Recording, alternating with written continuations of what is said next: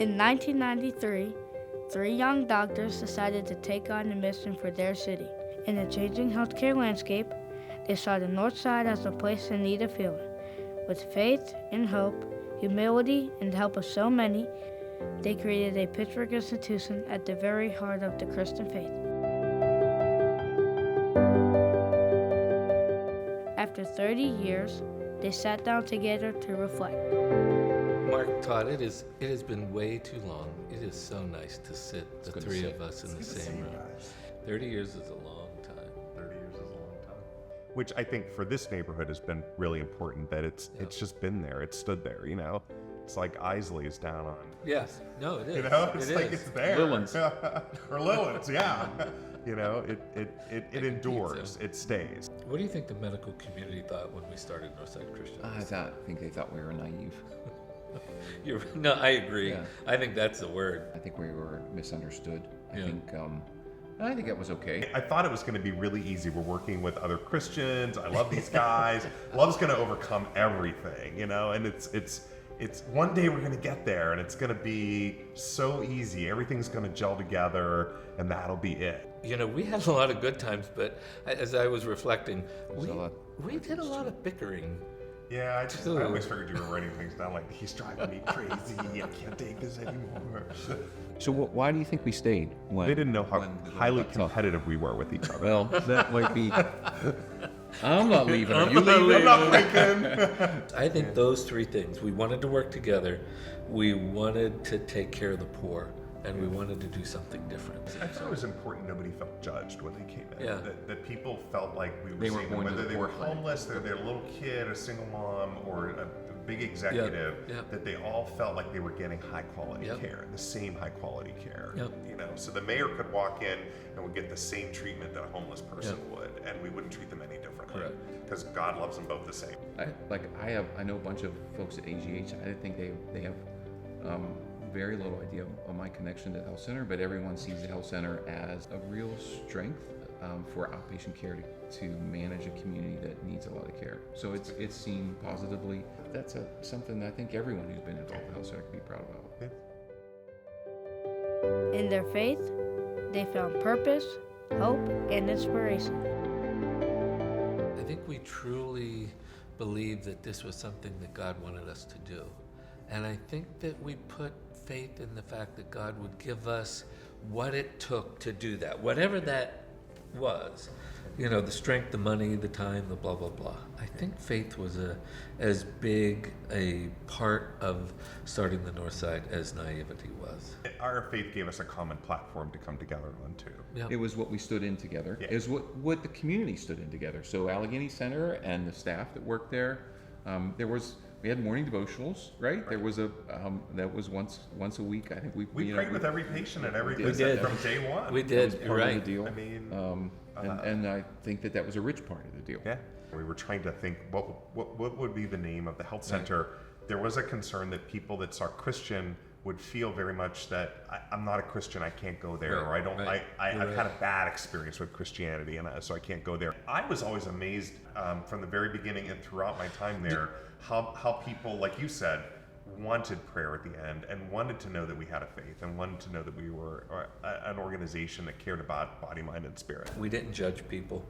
Right. We took care of people where they were at, what they were doing. I think seeing people is just an incredibly Christ-like incarnational thing. Just to see you where you're at, who you are, and to cherish that. To the patients, I'd like to say thanks for trusting us with your care over the years. Thanks for being gracious. Yeah, for trusting us. Yeah. For actually the privilege of caring for That's you. right. I'm thankful for that privilege. It's a really holy thing. It is. They knew they couldn't do it alone. From large organizations to individual volunteers, so many others helped in the mission, offering material support, logistics, and guidance. I think there were, the Mercy and AGH and other places, when we'd sit down and tell them what we wanted, they looked at us like, So there was Mercy a was lot the of only, what's skepticism wrong with you guys? So the deal with Mercy was They did our labs for us.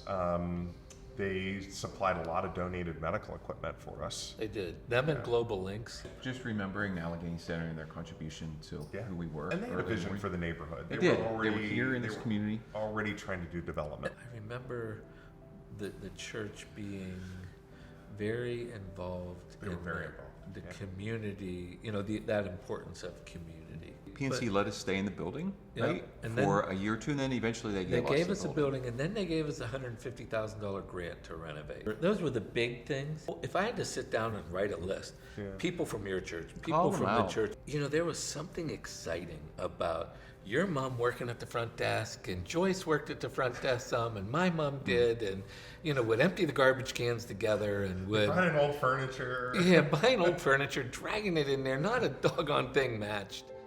The first center was a far cry from what we've grown into and took a lot of work. It was an old funeral home. It was an old It funeral. was a funeral home, but a doc had worked there. Yeah.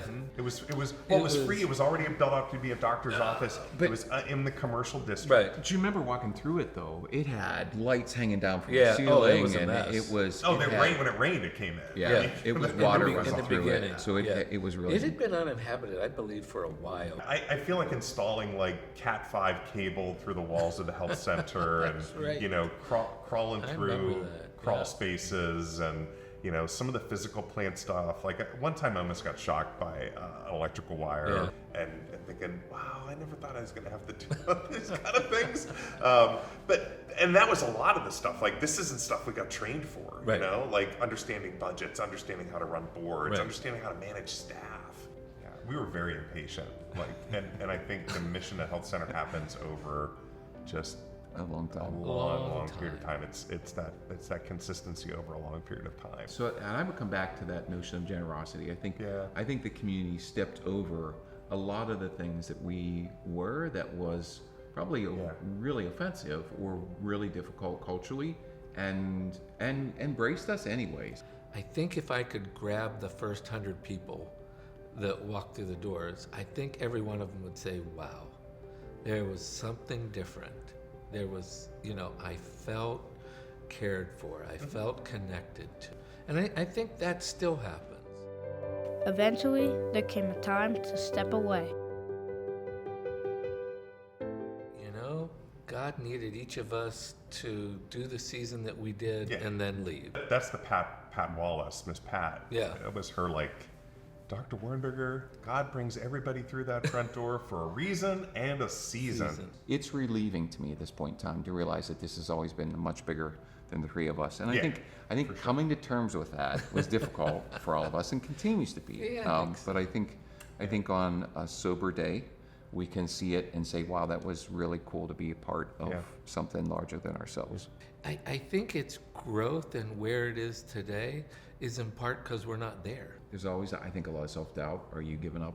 Are you failing to follow through and be faithful in something you're supposed to be doing? Or is it good to get out of the way and make room for other folks? And it's a credit to the goodness of that work that it's doing its own thing now, and it's got a lot to offer this community. I think it's still a real foundational pillar for the community here. When I think about the North Side, I still have that feeling like it's to be here. And part of the reason that I have that is because it's still here. Because I thought that too. When I left, their doors will close. The doors will close. Yeah, and I assume you had a little piece of that. You just wonder. And here it is. Lo and behold, the three founders, the hard workers, the faithful leaders are all gone, and somehow things are just okay. People are still getting cared for every day. Yep. Right. Every day. What a testimony. Yeah. To not our goodness, to God's goodness, and God's faith to this organization. And the folks who are there. And the folks that are there. After all this time, Northside Christian is still here to serve the community, to make sure we can all get the care we deserve. I'm Aaron Aldrich Jr., and I'm proud to say my family are patients at Northside Christian Health Center. Thank you, and God bless us all.